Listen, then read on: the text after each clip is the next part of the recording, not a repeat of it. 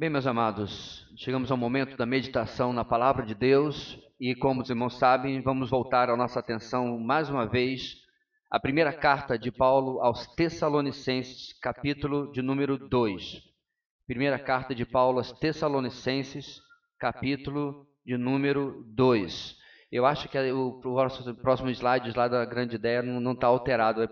Seria legal você dar uma olhada antes aí, para não confundir as pessoas. Bem, como os irmãos sabem, a nossa caminhada, meus irmãos, tem sido paulatina e nós, semana passada, terminamos na mensagem número 4 o primeiro capítulo de 1 aos Tessalonicenses.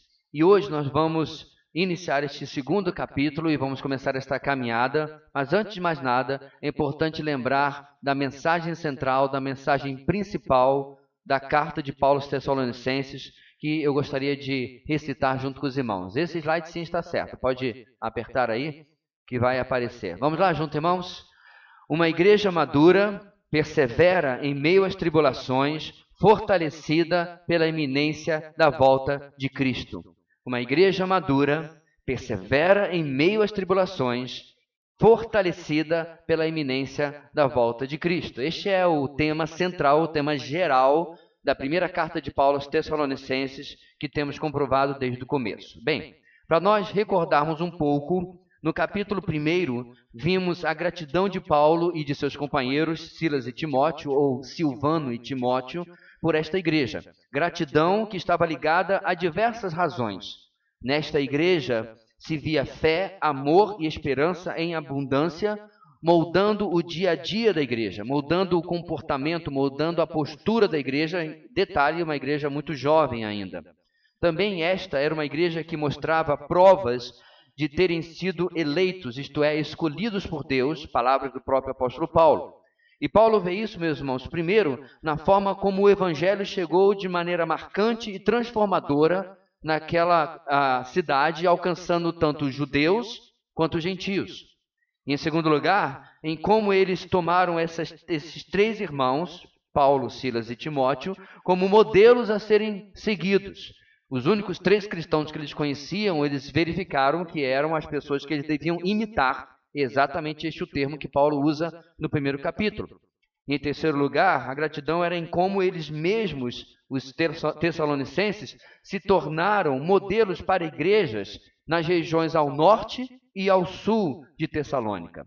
E, finalmente, em quarto lugar, como Deus havia operado tamanha transformação espiritual neles, ao ponto de passarem a focar a sua vida na eternidade, isto é, na volta de Cristo, mesmo que estivessem passando por sofrimentos e tribulações. Ou seja, em meio à perseguição, em meio ao abandono que muitos receberam das suas famílias, eles entenderam aquilo que Paulo vai falar em outra carta, que as suas tribulações momentâneas não são nada diante daquilo que o Senhor tem preparado para nós.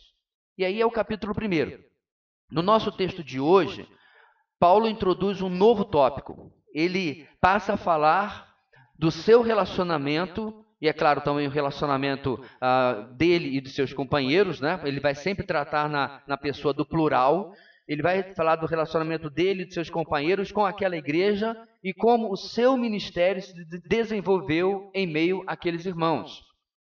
Se Tessalônica era uma igreja madura, se Tessalônica era uma igreja que estava sendo elogiada, isso não aconteceu, irmãos, do nada.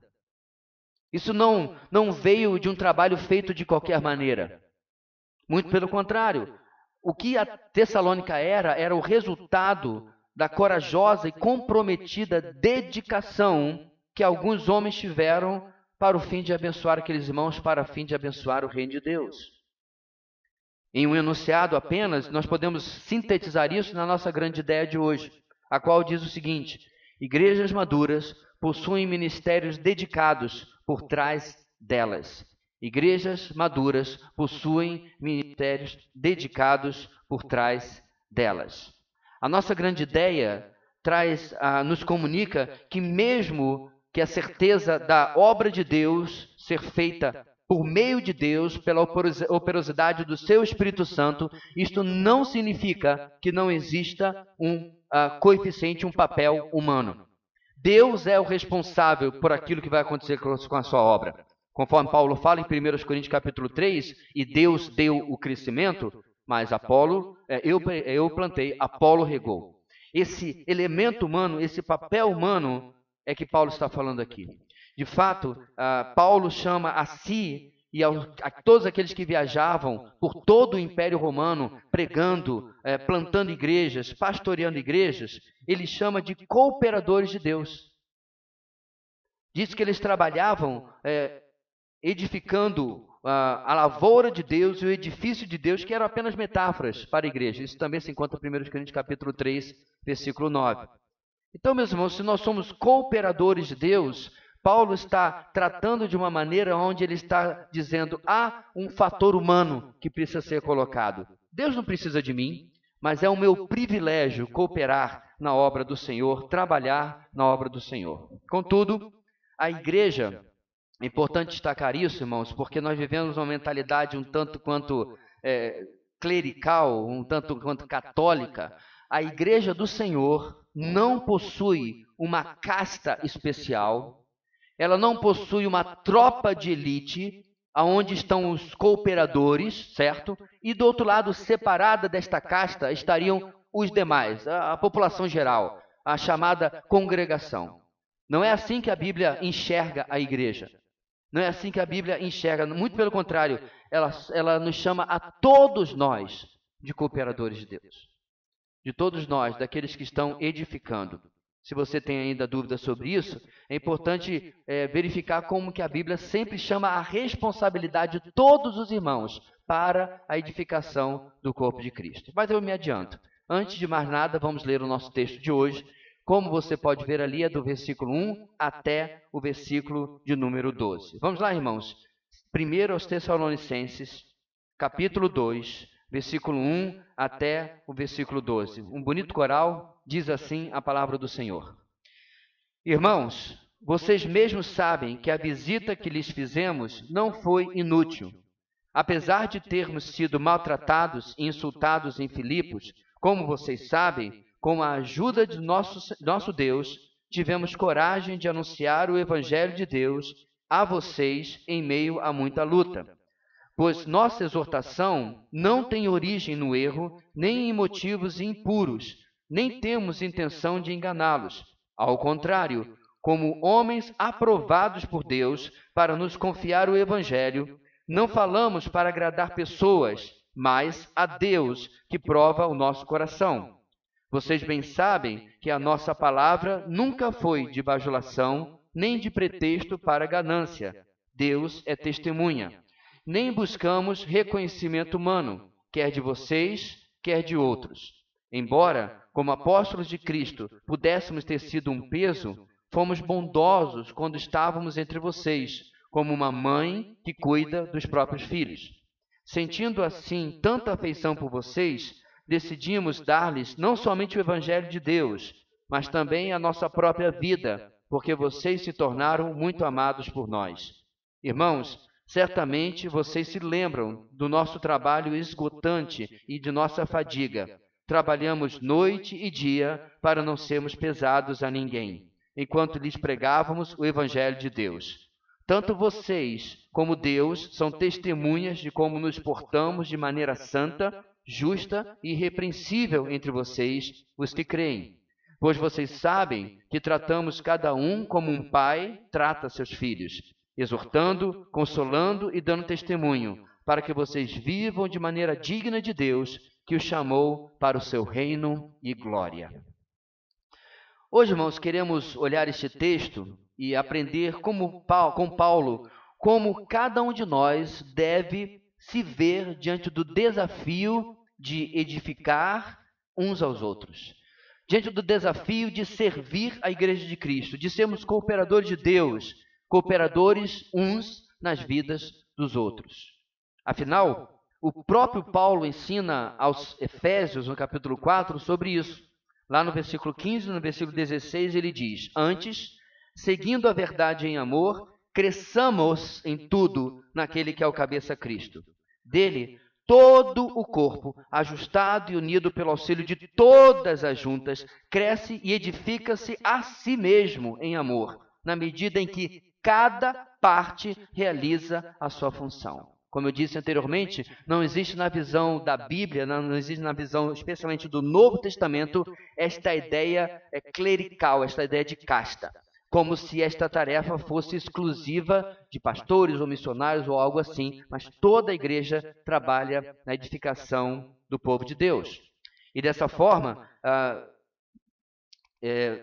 temos essa ideia na nossa grande ideia que diz: igrejas maduras possuem ministérios dedicados por trás delas. E por ministérios, queremos novamente destacar que não estamos nos referindo ao pastorado, a um trabalho missionário, mas sim ao trabalho que todos nós realizamos na obra de Deus ou deveríamos realizar. E nesses nossos ministérios, irmãos, é claro, se eu estou servindo, este é o significado da palavra ministério, serviço. O significado da palavra ministro é servo. Neste serviço que eu estou prestando, nós não queremos ser mal-sucedidos. Nós queremos ver resultados. Esses resultados podem nem sempre ser como almejamos, como planejamos, como sonhamos, mas certamente não queremos passar em branco, não queremos ter ministérios sem nenhum resultado. Mesmo que nós lembrarmos de alguém que teve uma série de grandes dificuldades no seu ministério, como o profeta Jeremias, ele profetizou, digamos assim, no vácuo da atenção. Ninguém ligava para aquilo que ele pregava. O povo judeu dos seus dias não estava nem aí, mas ainda assim ele obteve resultados. Porque, meus irmãos, ao não ouvir a Jeremias, o povo terminou de confirmar e justificar o que o próprio Jeremias havia pregado sobre eles, havia profetizado sobre eles. E o cativeiro de fato aconteceu e o povo viu que Jeremias realmente era um profeta. Ou seja, é algo triste, sem dúvida nenhuma, mas ainda assim há resultados. Vamos entender, irmãos, o que caracteriza um ministério dedicado? Como muitas passagens da Bíblia, Paulo não vai falar sobre tudo que nós poderíamos aprender. Mas eu creio, meus irmãos, que hoje e no próximo domingo, que nós vamos dividir o nosso texto em duas partes, como está escrito ali embaixo, hoje é a primeira parte, nós vamos aprender informações importantes de como eu e você devemos exercitar o nosso ministério no que quer que seja que você esteja fazendo no corpo de Cristo. Então, assim, meus irmãos, em primeiro lugar, do versículo 1 ao versículo 2, a dedicação ministerial produz resultados mesmo em situações adversas. A dedicação ministerial produz resultados mesmo em situações adversas. Começando o nosso texto, vemos como Paulo, no versículo 1, agora se preocupa em deixar claro para aqueles irmãos que já tinham sido mencionados, que imitavam exemplos piedosos, deixar claro para aqueles irmãos como havia sido o ministério dele e de seus companheiros entre os tessalonicenses.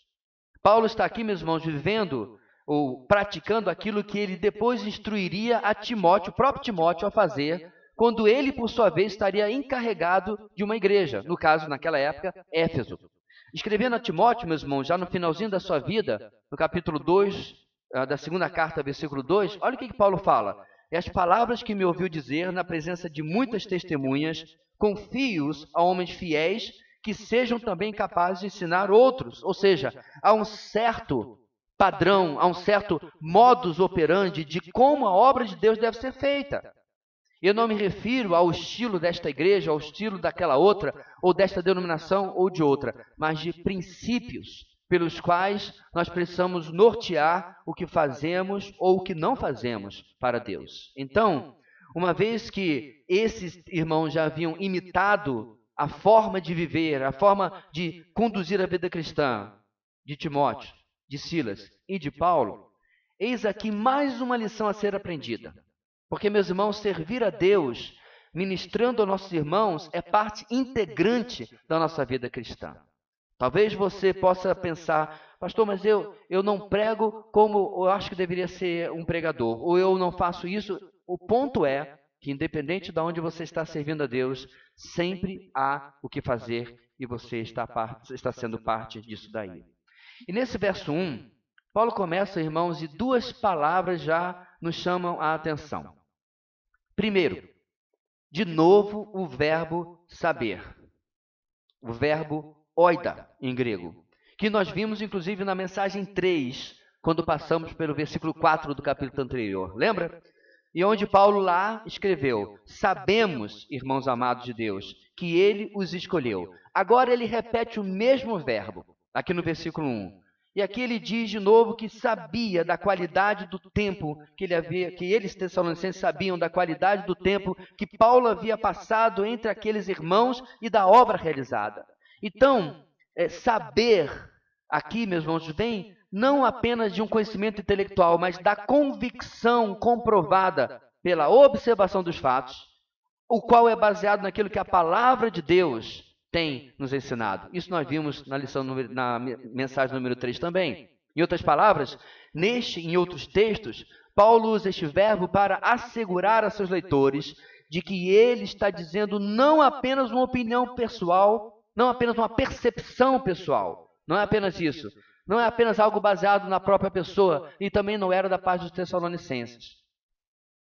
Isso fica inclusive comprovado porque ele coloca: vocês mesmos sabem.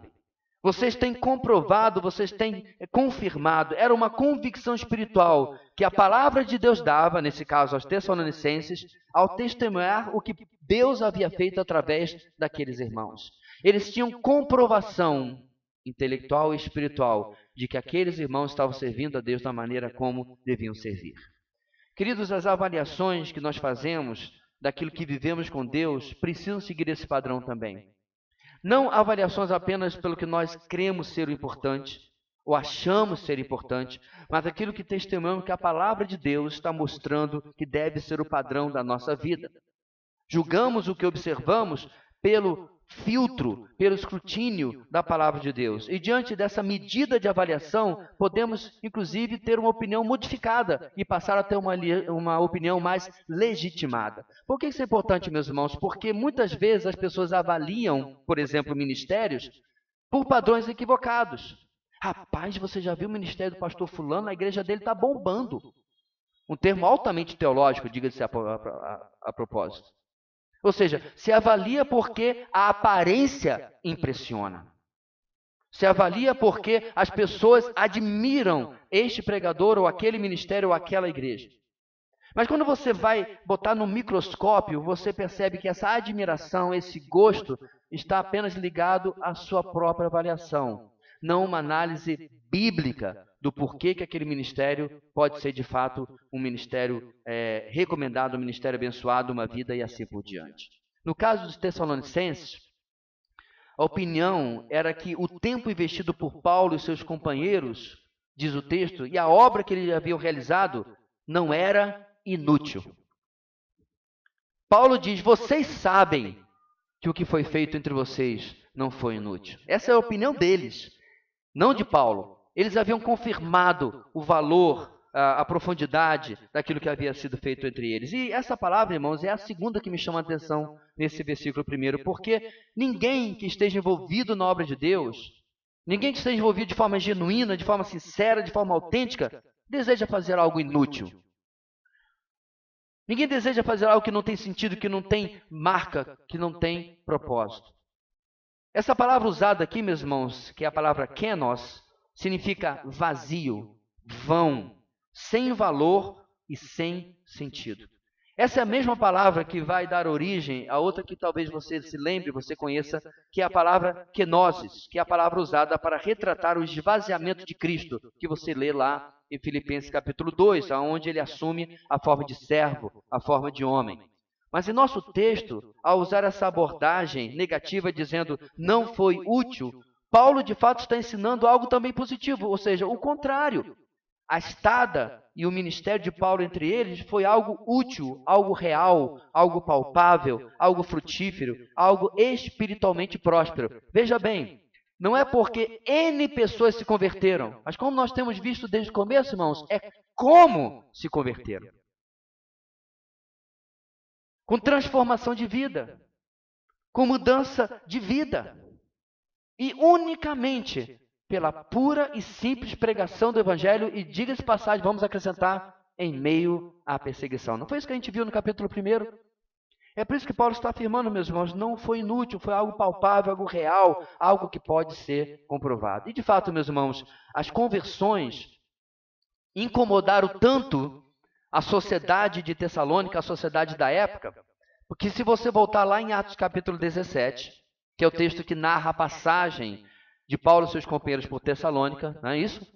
Você vai encontrar que a opinião deles, quando queriam acusar os cristãos, foi a seguinte: olha só, esses homens que têm causado alvoroço por todo o mundo, agora chegaram aqui. Uma outra versão diz: aqueles homens que têm virado o mundo de cabeça para baixo, chegaram aqui também. Esse foi o tamanho do impacto que o evangelho causou na cidade de Tessalônica. Um impacto significativo. Contudo, ainda assim, as maiores provas de que aquele trabalho em Tessalônica não foi inútil, podemos ver em tudo que nós já vimos nas mensagens anteriores. A maturidade desta igreja, a mudança, a transformação, comprovava que Deus havia abençoado os esforços dos seus servos, que Deus estava autenticando aquilo que estava sendo realizado lá. Irmãos, é claro que a gente fica contente, por exemplo, quando assumimos a nossa congregação e fizemos aquela reforma, não é isso? Ficamos contentes em ver as cadeiras reformadas, onde podemos consertar o telhado, pintura, tudo isso é maravilhoso, foi muito bonito. Mas aquilo que nós devemos orar e buscar ao Senhor e continuar trabalhando é ver isso aqui. Vidas transformadas, vidas crescendo em maturidade debaixo da instrução pura, simples, direta da palavra de Deus. É isso que nós devemos almejar para que Deus possa continuar abençoando, como abençoou aqui os seus servos em Tessalônica. E como exatamente o trabalho dele foi feito debaixo da bênção de Deus? No primeiro ponto da nossa mensagem, irmãos, há um mês atrás, na primeira mensagem, no primeiro ponto, nós aprendemos o seguinte, lembra isso? Uma igreja madura é edificada por servos fiéis. Um mês atrás. Uma igreja madura é edificada por servos fiéis. Lá no primeiro versículo do primeiro capítulo. E essa fidelidade, irmãos, é a condição para a bênção de Deus, para que a bênção de Deus realize algo que não será vazio, que não será inútil, que não será vão. Deus não nos tem chamado para sermos bem-sucedidos. Deus tem nos chamados para sermos fiéis. Pois sendo os fiéis, irmãos, a obra não será inútil. O que mede o sucesso, se você quiser usar esta palavra, da obra de Deus, não é seu tamanho, mas a sua qualidade. É certo que a qualidade eventualmente vai impactar e vai resultar em números segundo a vontade de Deus. Mas o que nós podemos cuidar, meus irmãos, é daquilo que nós fazemos, da qualidade com que está sendo feito, que era exatamente essa fidelidade que esses irmãos demonstravam. Isso concerne, irmãos, a nossa vida espiritual em geral e também ao nosso ministério. Paulo e seus companheiros não foram a esta cidade para entreter as pessoas, para passar o tempo, muito menos para pregar a sua própria mensagem, a sua própria agenda, seu próprio pensamento, muito menos sua própria ideia. Tal como Paulo diz aos Coríntios, ele pregava Cristo e este crucificado. Contudo, hoje em dia, irmãos, existe em muitos lugares, em muitas chamadas igrejas, um temor aos homens, um medo de que o comichão no ouvido das pessoas não aceite a mensagem que está sendo pregada. Isso tem levado muitos a adaptar, a adulterar a sua mensagem para que sejam ouvidos. Começam a copiar pseudo-pastores, com discursos formados à imagem e semelhança dos palestrantes motivacionais do mundo, seculares. Esses que muitas vezes juntam multidões, mesmo que cobrem fortunas para serem ouvidos. Se os problemas, irmãos, da igreja, anos atrás era muito mais as heresias e o liberalismo teológico, hoje em dia está na sutil mudança da mensagem. São mensagens que, como dizia Charles Spurgeon, se você espremer não sai um grama de evangelho. São mensagens que visam levar a pessoa a sair com o seu ego inflado, com a sua vida vista de outra perspectiva, com a sua vida melhorada. É a mensagem, seus problemas acabaram. Com medo de que eles não possam aceitar o evangelho simples e puro. Não creem mais na suficiência da palavra de Deus, no poder do evangelho em salvar e transformar vidas. Essa semana, uma irmã desta igreja me pediu um auxílio sobre como deveria se conduzir para ajudar uma pessoa em grande problema, em grande dificuldade, em grande estresse. E aí ela falou tudo o que ela já havia feito. Eu disse para ela, a irmã fez exatamente o que eu iria aconselhar. A irmã pregou a palavra e pregou o evangelho. Mas eu me antecipei e falei assim, mas você está se sentindo um tanto quanto como se não tivesse feito o suficiente, porque ela não respondeu ao que você pregou, não é isso? Exatamente, pastor, parece que eu não fiz nada. Sabe por quê, meus irmãos? Porque o nosso papel, de fato, não é fazer alguma coisa. É simplesmente pregar com fidelidade e deixar que o Espírito Santo use a palavra para converter os corações. Às vezes, irmãos, por um zelo, às vezes até por um intuito de querer ajudar as pessoas, nós queremos saber o que eu falo, como eu falo, qual é o meio, e nós chegamos à beira da manipulação. Quando de fato a nossa tarefa é apenas pregar o Evangelho. Lembre-se que o maior pregador que já existiu teve na sua primeira mensagem algo que nem original era. Ele copiou do primo. Arrependam-se, porque é chegado o reino de Deus.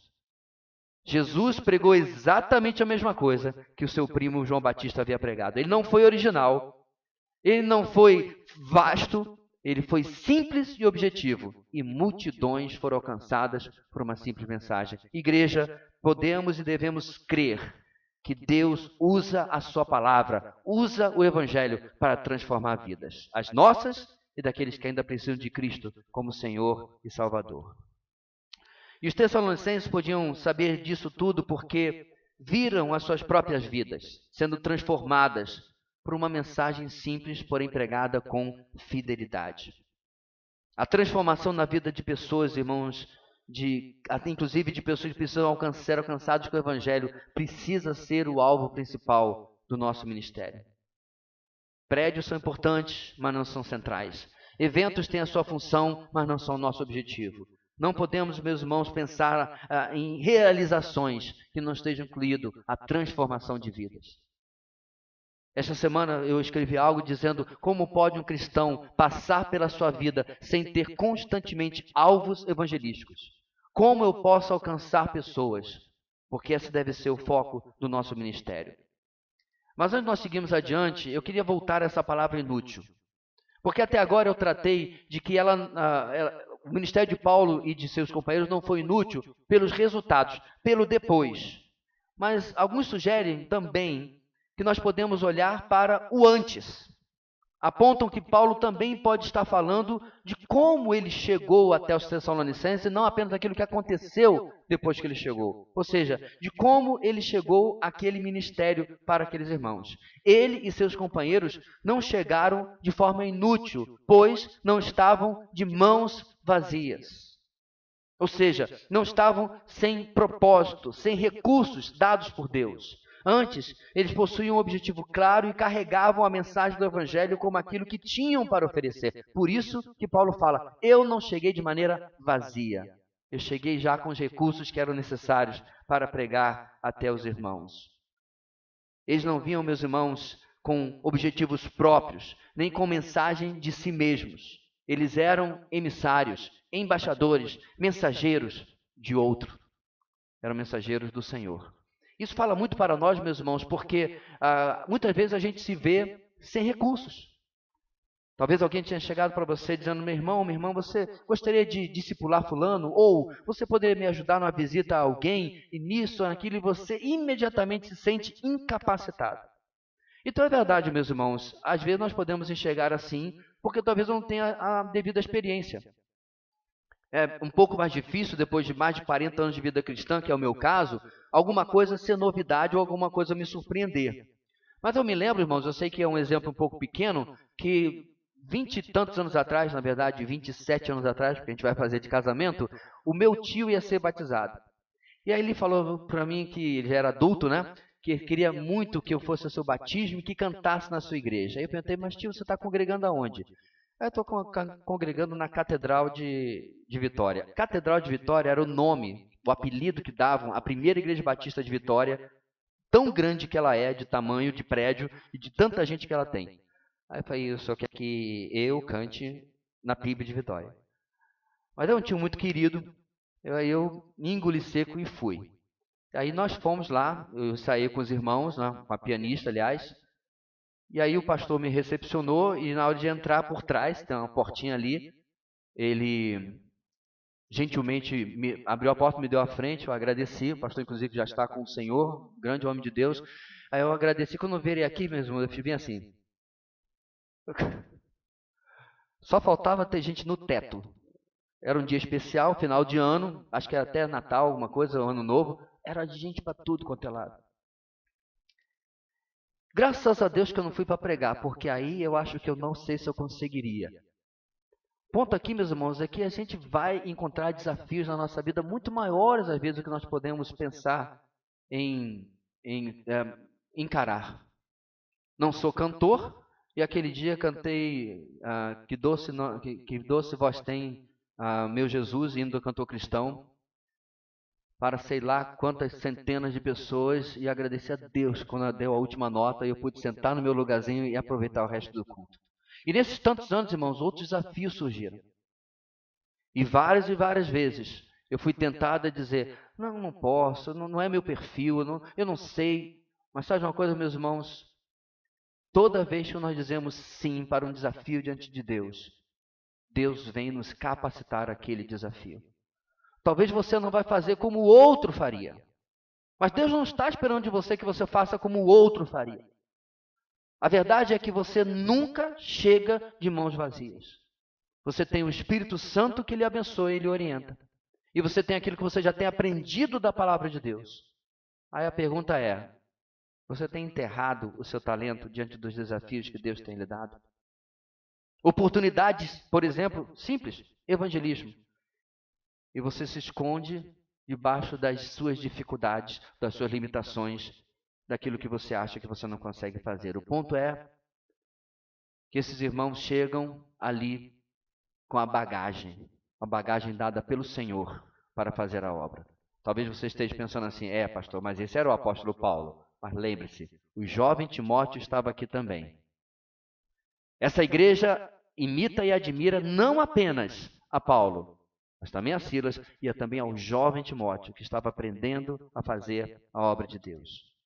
Em resumo, servos fiéis, que é o que Deus deseja que nós sejamos, não trabalham de forma inútil para Deus, porque ministram em obediência, proclamando e ensinando unicamente o que está na palavra de Deus, e os resultados dessa fidelidade vêm da parte de Deus e confirmam, autenticam o seu ministério. Servir a Deus desta maneira, irmãos, com os desafios de fazer um trabalho fiel, um trabalho que não seja inútil, já é um enorme desafio em si mesmo. Mas não é só isso que o nosso texto traz. O desafio era maior, porque ele também era externo. Não eram só as dificuldades que nós temos de fazer a coisa do jeito certo aqui dentro. Porque no verso 2, Paulo retrocede um pouco no tempo e volta para Filipos. Filipos era a cidade que ele tinha estado antes de chegar em Tessalônica. Isso você encontra em Atos, capítulo 16, um capítulo antes do capítulo 17, onde ele está em Tessalônica. E veja o que aconteceu, meus irmãos, veja do que Paulo está falando no versículo 2. Só um pedacinho, Atos 16, a partir do versículo 16. Certo dia, indo nós para o lugar de oração, encontramos uma escrava que tinha um espírito pelo qual predizia o futuro.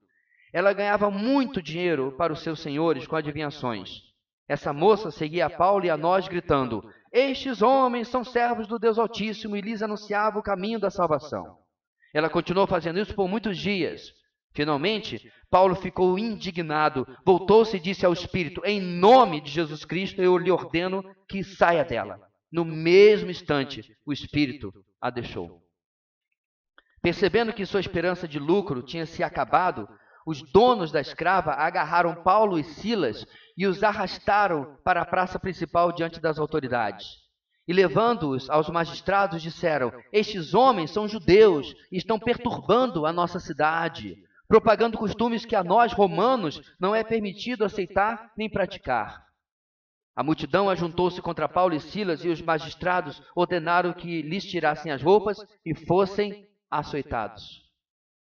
Depois de serem severamente açoitados, foram lançados na prisão. Não preciso ler o resto do texto porque você lembra o que aconteceu. Paulo e Silas, Timóteo não é preso por algum motivo, estavam cantando louvores ao Senhor perto do final da noite. Tremeu o lugar onde eles estavam, as portas da prisão se abriram e ali o carcereiro queria se matar, e você conhece o texto, onde ele é impedido por Paulo. Paulo é levado à casa dele e toda a sua família se converte. Você conhece a história?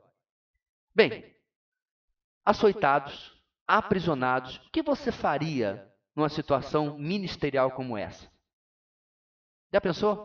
O pessoal foi no aeroporto, despediu de você, você foi pregar o evangelho, né? Faixa, Deus abençoe, o pessoal na igreja orando por você. Logo no começo, uma coça dessa. Alguém lembra daquela lanhada de vara de goiabeira que sua mãe lhe dava? Ou do cinturão? Ou da vara de marmelo? Ou da havaiana de borracha ou de pau, tanto faz? Pega essa dor, multiplica por 1000. O que você faria numa situação ministerial como essa? Você tiraria férias? Você mudaria sua estratégia para parar de se expor tanto, correr menos riscos? Talvez você tire um tempo para descanso? Bem, Paulo, Silas e Timóteo não fizeram nada disso. Eles chegam a Tessalônica, irmãos, preste bem atenção, ainda com as marcas dos açoites que eles haviam recebido em Filipos. Isso não é meses e anos depois, é na sequência. Siga o texto do capítulo 16 de Atos até o capítulo 17. Eles estão viajando, saem de Filipos, açoitados, e depois de serem libertados da prisão, eles passam por 2 cidades direto e chegam em questão de dias. Eu cortei meu dedo outro dia, levou 15 dias para curar. As costas lanhadas de açoite eram a primeira pregação de Paulo ao chegar em Tessalônica. E aí o que eles fazem lá? Eles repetem a mesma coisa que fizeram antes. Chegam maltratados e insultados, mas não deixam de fazer a obra do Senhor. Aos Coríntios, Paulo depois escreveria, 2 Coríntios capítulo 4, versículo 7 em diante. Mas temos este tesouro em vaso de barro, para mostrar que este poder que a tudo excede provém de Deus e não de nós. Preste atenção, de todos os lados somos pressionados, mas não desanimados. Ficamos perplexos, mas não desesperados. Somos perseguidos, mas não abandonados. Abatidos, mas não destruídos. Trazemos sempre em nosso corpo o morrer de Jesus, para que a vida de Jesus também seja revelada em nosso corpo. É incrível, meus irmãos, a perspectiva que Paulo tinha e passava para os outros, está passando agora para esta igreja, do que é ser um ministro de Cristo. Do que é ser um servo de Deus. Do que é ser um servo fiel. Para completar, no final do verso 2, Paulo anunciou o evangelho a estes irmãos em meio a muita luta. Essa é uma palavra também muito interessante. A palavra aqui é agon. Da onde vem a nossa palavra em português? Agonia. Agon é a palavra que estava ligada às competições severas e quase desumanas da Grécia Antiga. Alguns competiam até morrer. Treinavam. Então, todo esse glamour dos Jogos Olímpicos que você vê hoje esconde por trás uma história que era vida ou morte. Alguns eram tirados da escravidão, alguns eram tirados da pobreza por causa do seu porte físico e treinavam. Essa era a única chance que eles tinham na vida, de mudar de vida. Por isso que a competição era chamada de agon, de agonia. E é interessante, meus irmãos, porque o Novo Testamento pega esta palavra e muda o seu significado, reveste a palavra de um significado espiritual, para significar não apenas se você é açoitado, se você é perseguido, mas a toda a carreira cristã, a competição cristã, o desafio cristão é um agon. O autor de Hebreus usa essa palavra ao nos exortar dizendo: portanto, também nós, uma vez que estamos rodeados por tão grande nuvem de testemunhas, livremo-nos de tudo que nos atrapalha e do pecado que nos envolve e corramos com perseverança a corrida, a agon que nos está proposta. Paulo se despede de Timóteo dizendo: combati o bom combate, o bom agon. terminei a corrida, guardei a fé. 2 Timóteo 4:7. E não só nos escritos bíblicos, meus irmãos, mas a ideia pegou tanto na igreja, que mesmo depois, os pais da igreja, a geração futura, a geração seguinte, começou a usar com o mesmo significado.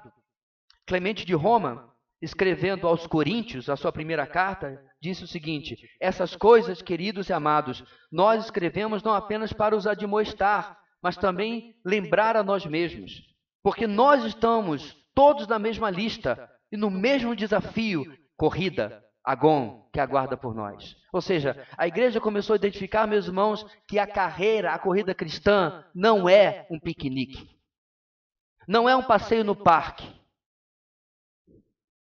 não é férias num balneário. Mesmo sem açoites e sem prisões, é uma corrida pela vida, é uma batalha, é um combate, é algo que precisa ser encarado com coragem, com fibra. E como foi, meus irmãos, então, que Paulo suportou pregar o evangelho em meio a essa luta, que ele diz no versículo 2? Em sua explicação, Paulo não se refere à sua própria perseverança ou à sua própria coragem. No verso 2, ele diz que se isso tudo só foi possível, diz o texto, aspas, com a ajuda do nosso Deus. Literalmente ele diz, tivemos coragem no nosso Deus, isto é, não neles mesmos.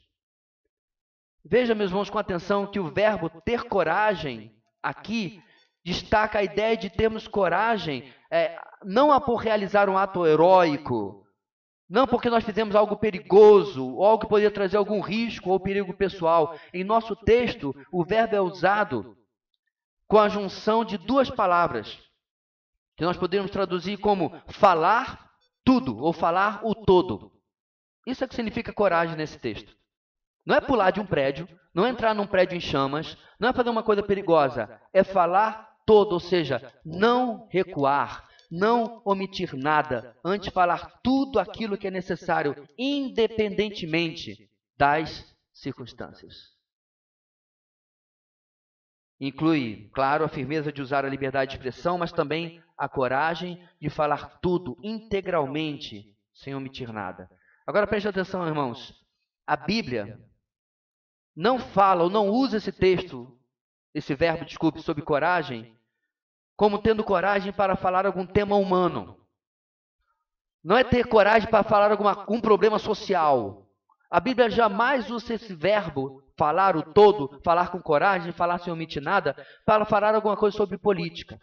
Porque não é isso que estão esperando muitas vezes da igreja de hoje. A igreja tem que se posicionar socialmente. A igreja tem que se posicionar e tal, e querem que a gente tenha esse engajamento. Mas o que a Bíblia fala sobre coragem, o que o Novo Testamento fala, sempre está ligado a um só tema. E faz isso 9 vezes. Sabe qual é o tema? A pregação do Evangelho. A coragem na Bíblia, a ousadia na Bíblia está sempre ligada à pregação do Evangelho. Não a algum tipo de engajamento social, político, ideológico ou qualquer outra coisa assim. Esse é o papel que Deus espera, que Deus almeja da igreja. Coragem e ousadia para pregar todo o Evangelho. Paulo sabia disso. Por isso que ele pede, por exemplo, no final da sua carta aos Efésios, usando duas palavras similares dessa mesma raiz. Versículo 19 e versículo 20. Olha o que ele diz. Orem também por mim, para que quando eu falar, seja me dada a mensagem a fim de que, destemidamente, ou seja, com coragem, aqui está o verbo, torne conhecido o mistério do Evangelho. Próximo versículo. Pelo qual sou embaixador, preso em correntes. Orem para que, permanecendo nele, eu fale com coragem. Em outras palavras, eu fale tudo o que eu tenho que falar, como me cumpre fazer. Fomos chamados para isso, irmãos. Para pregar o Evangelho de maneira pura a todas as pessoas. Pastor, vamos me ver como uma pessoa esquisita. Querido, já lhe veem como uma pessoa esquisita. Porque se você estiver vivendo a vida cristã como ela deve ser vivida, você já é visto assim. Ou você não tem acompanhado a nossa EBD que fala que nós vivemos na contracultura do mundo. Porque quando o mundo está agindo de uma maneira e o cristão está vivendo de outra, nós já somos estranhos, esquisitos, diferentes. daquilo que o mundo espera que as pessoas sejam. Portanto, ministros de Deus fiéis falam com ousadia, com coragem, falam tudo o que precisam falar, sem temer, constranger as pessoas ou nem se preocupar se seus pecados estão sendo incomodados. Muitas igrejas, irmãos, estão cheias de falsos convertidos porque o evangelho foi diluído covardemente em um evangelho. E essa doutrina substituída por doutrinas de homens, doutrinas que agradam as pessoas. Será, meus irmãos, que nós temos esta coragem? Será que nós temos esta firmeza de nos posicionar diante do nosso Deus e pregar aquilo que nós precisamos unicamente? Pregar aquilo que nós temos dado pelo nosso Deus para nós e esperar que os resultados virão mesmo em situações adversas. Foi isso que eles fizeram, isso que eles estavam instruindo a igreja de Tessalônica a fazer também. Seguindo o nosso texto, a dedicação ministerial também passa por nossas motivações e intenções. E hoje nós vamos chegar apenas até o versículo 3 a 6, e o nosso segundo ponto é o seguinte: a dedicação ministerial se baseia no compromisso de agradar apenas a Deus ao servir aos homens. A segunda seção do nosso texto, da nossa perícope, está conectada aos versos anteriores, porque ela começa com a palavra pois. É o que você verifica no versículo 3. Pois nossa exortação não tem origem no erro, nem em motivos impuros, nem temos intenção de enganá-los. Ou seja, está ligada à dedicação ministerial que produz resultados, mesmo em situações adversas.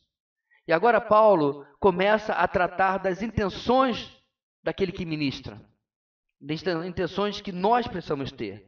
Ao que parece, ele e os seus dois companheiros talvez tenham sido acusados por alguns a possuir interesses pessoais e almejarem algum lucro pessoal. E é fácil, meus irmãos, nós entendermos e imaginarmos que picaretagem religiosa não é algo que foi inventado agora, não é algo apenas nos nossos dias atuais. Sempre, em todos os milênios anteriores, existiram pessoas, homens, que perceberam que podiam lucrar com a fé, entre aspas, ou seja, com a crendice popular. Paulo, Silas e Timóteo não eram imunes a esses ataques, nem mesmo eles tendo as marcas em suas costas e a situação com que tiveram que deixar Tessalônica, testemunhando a respeito da sua integridade. Ainda assim, Paulo, sabendo que esses irmãos eram novos na fé e poderiam ser enganados por pessoas que trouxessem falsas acusações, ele começa aqui a ensinar, mas a também se defender. Paulo ensina e trata da sua defesa ao mesmo tempo. Nos versos 3 e 4, ele começa com 3 negativos. Paulo vai expor a natureza do trabalho que eles fizeram entre os Tessalonicenses, com esses 3 negativos que podem ser, inclusive, acusações que lhes faziam, ou que eram acusações que traziam para todos os mercadores da fé, ou talvez até especificamente para esses homens. Quais são as acusações que podiam trazer e como Paulo responde de maneira negativa? Primeiramente, ele disse que a sua mensagem não era originada no erro, isto é, no engano. Pelo contrário, a mensagem deles corrigia o engano que muitos estavam a trazer contra a verdade, nas sinagogas e no mundo greco-romano. Em segundo lugar, sua motivação não era impura, isto é, não se baseava em intenções pecaminosas. Pelo contrário, era marcada pela santidade. E em terceiro lugar, o seu método não era de engano, de trapaças, de manipulação, ele não buscava enganá-los, isto é, não era cheio de subterfúgios, não era cheio de sofismas.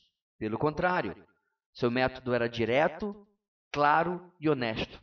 Assim, preste atenção, a mensagem correta, com a motivação correta e o método correto, testemunhavam em favor de Paulo e de seus companheiros. Diferente dos mercadores da fé, eles tinham, repito, a mensagem correta, com a motivação correta e o método correto. E assim eles haviam pregado e agora estão ensinando aos Tessalonicenses. Algumas pessoas, irmãos, talvez sejam reprovados em todos esses critérios. Eles têm a mensagem errada, a motivação errada e o método errado. Mas talvez outros podem ser reprovados em apenas 1 ou 2. Mas a verdade é que apenas os servos fiéis buscam ser aprovados integralmente em sua mensagem, em sua motivação, em seus métodos. Eles pregam o que a palavra de Deus diz que tem que ser pregado. A motivação deles, como diz o nosso texto, é agradar a Deus e não aos homens. E, finalmente, ele faz do jeito que Deus tem nos ensinado a fazer na sua palavra. Procedendo no sentido contrário dessas três negativas, o servo que apresenta dedicação ministerial terá a pureza de suas motivações testemunhada, confirmada pelo próprio Deus. Paulo aqui confia que o Senhor age e abençoa no trabalho daqueles que são servos fiéis. E essa bênção, meus irmãos, é claro, ela não pode ser medida pela nossa expectativa. Porque, claro, se você mesmo perguntasse para Paulo, Paulo, o que você quer em Tessalônica? Eu quero que a cidade toda se converta. Mas, sendo realista, vai acontecer aquilo que Deus quiser fazer através de nós. Então, sucesso ou não, meus irmãos, não é o ponto aqui. Porque isso é uma medida humana. A medida que Paulo está trazendo aqui é: faça o trabalho do jeito de Deus, com a mensagem de Deus e com a motivação para Deus, e deixe os resultados com Ele. Pastor, como é que eu aplico isso na minha vida? Quem são seus alvos evangelísticos? Continue fazendo assim, pregue-o corretamente. Pregue corretamente. Tenha a motivação de ganhar essas pessoas por amor às vidas e faça a pregação do jeito que a palavra de Deus diz que tem que ser pregada. Sem manipulação, sem subterfúgios, apenas pregando a pura e simples palavra de Deus, o puro e simples evangelho. Servos fiéis, essa fidelidade, irmãos, se confirma na busca para agradar a Deus e não aos homens. Veja como era o procedimento deles. Eles chegam a Tessalônica, iniciando seu trabalho na sinagoga, sabemos disso. Agora para pensar, meus irmãos, se você corre o risco de ser descoberto como um farsário, se você tem o risco de ser descoberto como alguém que tem intenções escusas, você iria na sinagoga?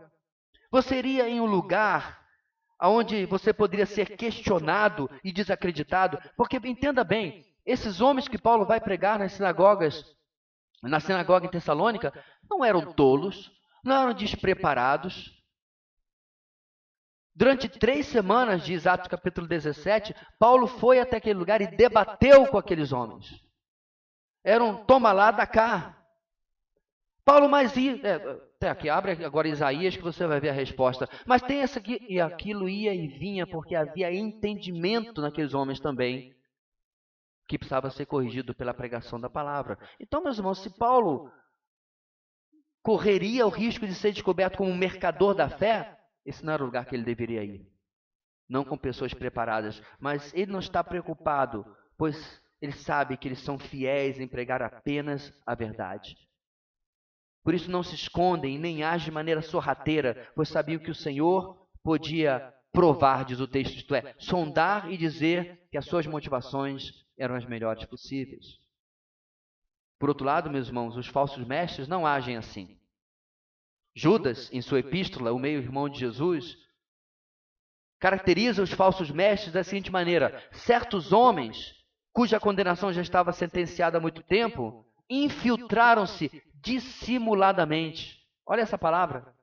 Sorrateiramente. De forma mascarada no meio de vocês. Judas advertia a igreja da época. Essa não era a estratégia de Paulo. Paulo estava abertamente e ousadamente, como nós já vimos, pregando o evangelho. Ele não se portava com a opinião, nem com a oposição dos judeus na sinagoga, nem dos gentios fora dela. Sua intenção era simplesmente agradar o Senhor. E pregando com sinceridade, ele confiava que Deus ia cuidar dos resultados e ia cuidar também daqueles que se opunham ao que ele estava fazendo.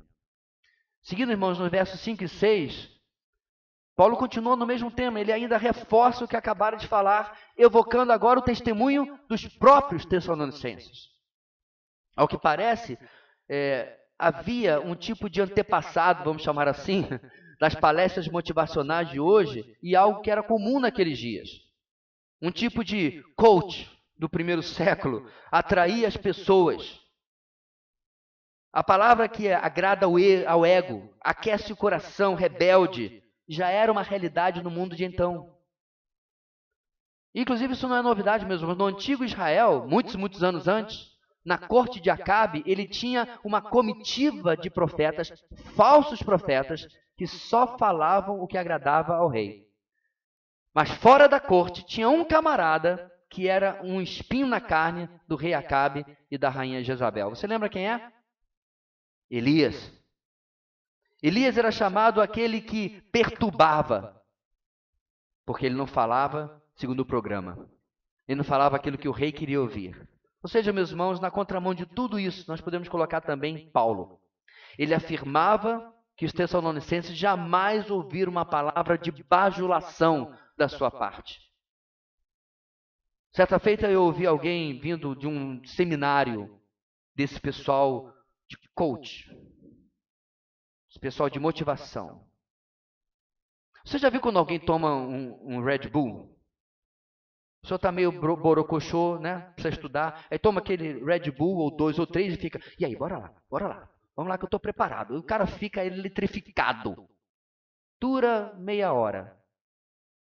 E lá se vai a motivação, ele volta ao borocochô, porque aquilo é só um up. É só um pico. Eu comparo, meus irmãos, esses seminários e esses eventos da mesma maneira. A pessoa vai para lá, porque ele fim de semana, a vida está meio sem sentido, a vida está meio bege, está meio ruinzinha. Ele vai para lá, ele volta, né? Agora eu vou conquistar o mundo inteiro. Mas ele precisa sempre de uma nova dose. Porque é superficial, é Red Bull, é só um energético. Bajulação. Palavra vazia. O comentarista Edmund Hilbert fala o seguinte sobre essa palavra. Bajulação não significa simplesmente palavra elogiosa, destinadas, ou palavras elogiosas destinadas a agradar os ouvidos dos ouvintes. É antes o discurso de língua mansa do orador, destinado a causar uma impressão favorável, que ganharia influência sobre os outros para tirar alguma vantagem egoísta. Ou seja, a bajulação, fecha aspas, a bajulação tanto destaca a verdade, mas a exagera. O que faz de maneira perniciosa é a sua intenção conseguir alguma coisa. Tipo assim, você encontra com a pessoa está arrumada, está maquiada, está preparada, está produzida. Aí você diz, nossa, como você está bonita. Até agora falou uma verdade. Mas diz assim, nossa, você está bonita demais. E começa e fica a noite inteira bajulando, adulando, enchendo o ego. Esse é o problema, meus irmãos, do que Paulo está tratando aqui. Dessa versão primeiro século desse coach. Pessoas andavam por todo o Império Romano dando essas, digamos, palestras. Não é novidade. E agradava, as pessoas se cercavam, porque elas tinham algo que depois vai ser importado para dentro da igreja, comichão no ouvido, como Paulo diz em 2 Timóteo capítulo 4. E Paulo, meus irmãos, fazia bem em falar sobre isso, porque a igreja primitiva, como eu disse, não estava longe, não estava livre desses aproveitadores. William Barclay escreve que a igreja sofria da praga de pessoas que tentavam lucrar com o seu cristianismo fabricado, entre aspas. Isso era tal verdade, irmãos, e tal perigo, que o Didaquê, o documento de catequese que eu mencionei hoje de manhã na IBD, ele é do início do 2º século, ele trazia, olha só, orientações em como as igrejas deveriam se livrar dos falsos obreiros que tentavam viver às custas dos irmãos ao trazer mensagens próprias, dizendo-se como mensageiros de Deus. Tinha um manual para dizer, se livrem desse pessoal. Não curta o Instagram deles. Não siga no YouTube. Se fosse no dia de hoje. Porque vocês estão perdendo o seu tempo. Vocês estão atrás daquilo que nós podemos chamar, irmãos, de cisternas vazias. Paulo, por outro lado, reforça a sua evocação do testemunho dos Tessalonicenses, de que eles sabiam que ele e seus companheiros não tinham uma palavra de pretexto para a ganância, diz o texto bíblico. É interessante, meus irmãos, que essa palavra pretexto, em outra versão, ela é traduzida como usar uma máscara. Ele não usava uma máscara para esconder a sua ganância, porque não existia tal ganância.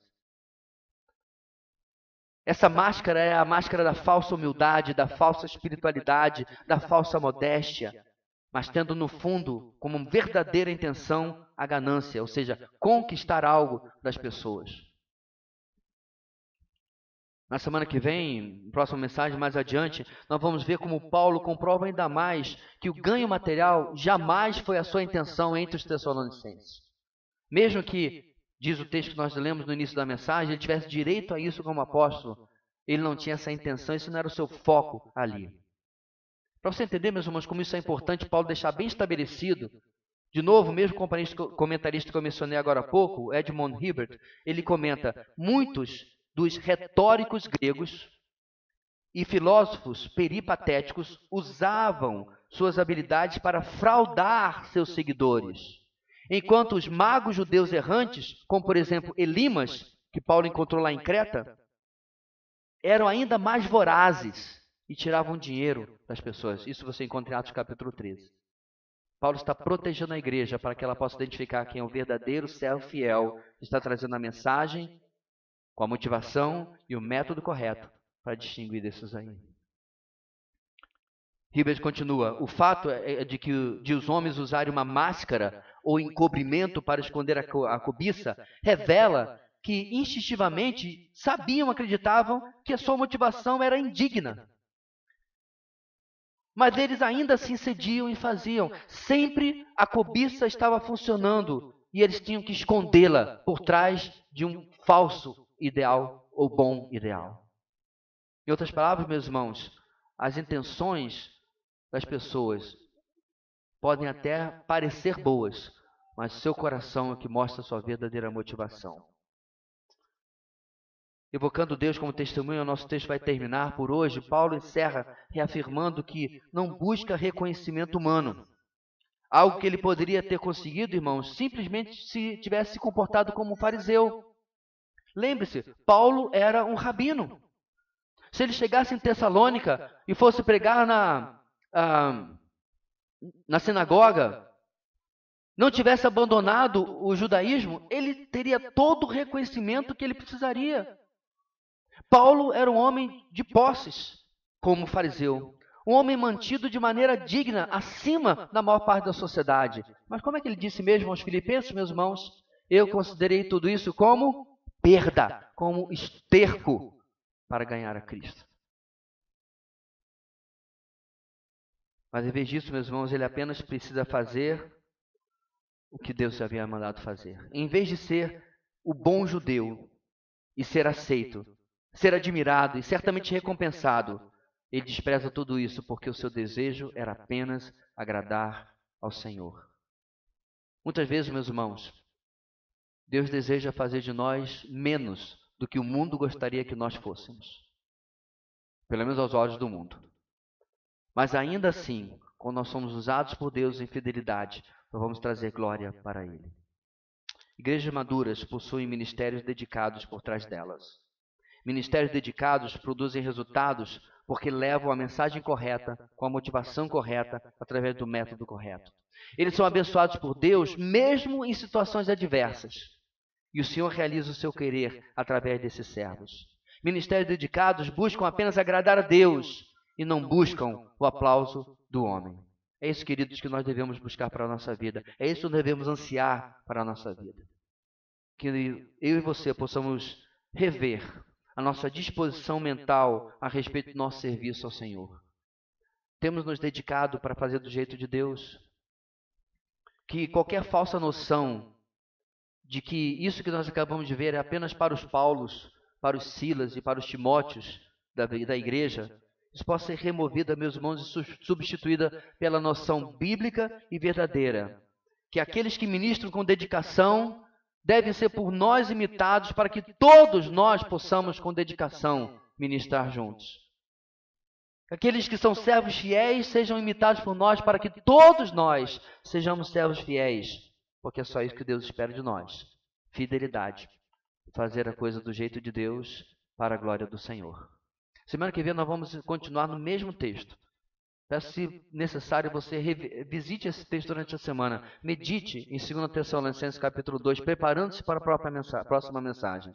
E vamos ver, meus irmãos, como Paulo vai continuar trazendo seu argumento e mostrando nessa igreja como eu e você podemos ser ministros dedicados que estaremos por trás de uma igreja madura. Oremos. Deus querido, muito obrigado pela tua palavra, que ela continue nos desafiando, ó Deus, a irmos além daquilo que erroneamente achamos que são nossos limites. Porque quando estamos caminhando com o Senhor, tais limites, na verdade, não são importantes. Aquilo que o Senhor deseja fazer através de nossas vidas, aquilo que o Senhor deseja realizar através dos seus servos, é que deve nos importar. E para tanto, ó Deus, que nós possamos estar prontos e dedicados a fazer do seu jeito, a tua mensagem, da maneira que glorifica o Senhor. É a nossa oração em o nome de Jesus. Amém e amém.